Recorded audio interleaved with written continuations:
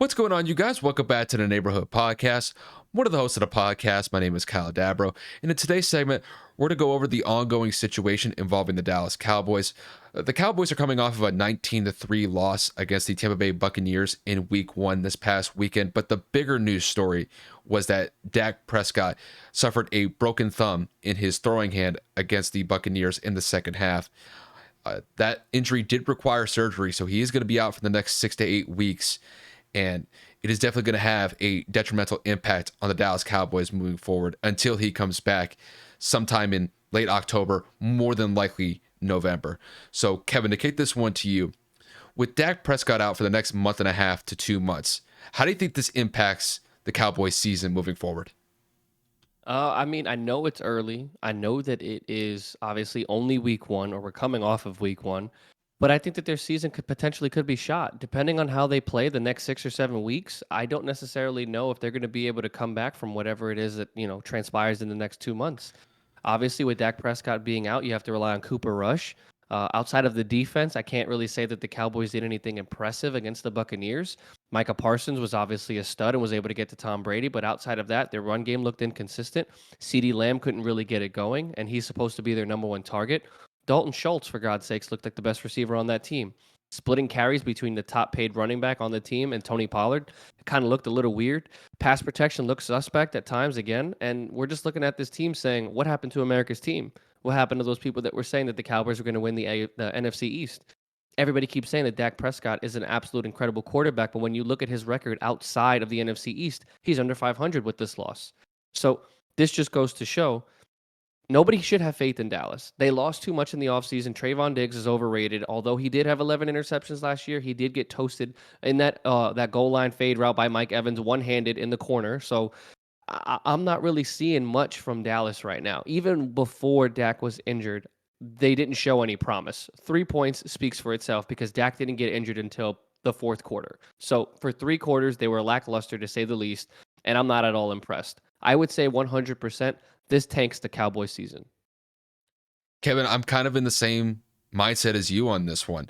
The Cowboys didn't show me anything from that Sunday night performance to really kind of lead me to believe that this team is going to be a viable team going towards the end of the season. And the injury that Dak sustained only complicates it even further.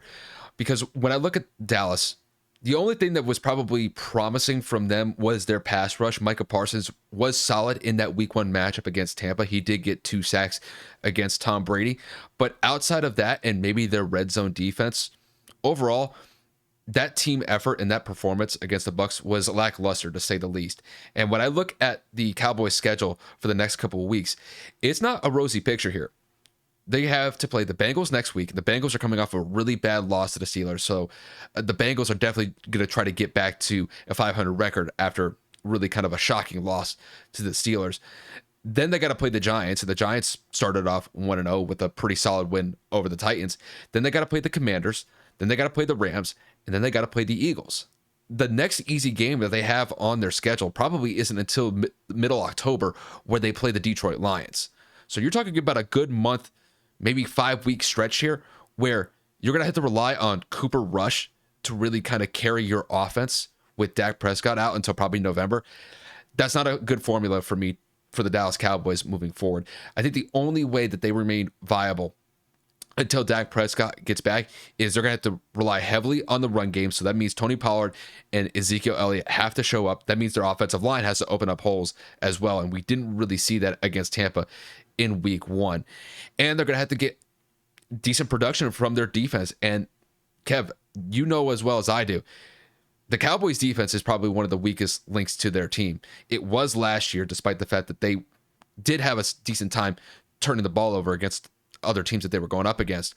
But if they're not turning the ball over consistently against opposing offenses, it's going to put the offense in a real tough bind, because this offense right now with Cooper Rush at the quarterback spot, I don't think it's going to score a lot of points. So points are going to be kind of a tough thing going forward for the Cowboys until Dak gets back. But overall, I think when it comes to their season, I know it's early. We're only in week 1 going into week 2. But if they're not at a 500 record when Dak gets back, I think this season is a wash for them. I think Philly is a better team than them. And even though that I think the Giants and the Commanders are kind of within shooting distance of the Cowboys at this point. With Dak out for the next 2 months, I think they're just in a terrible situation here. He was essentially going to be the only guy that I think was going to make them viable this year. But overall, I think they're in a really tough spot until Dak gets back. That's just how I see it.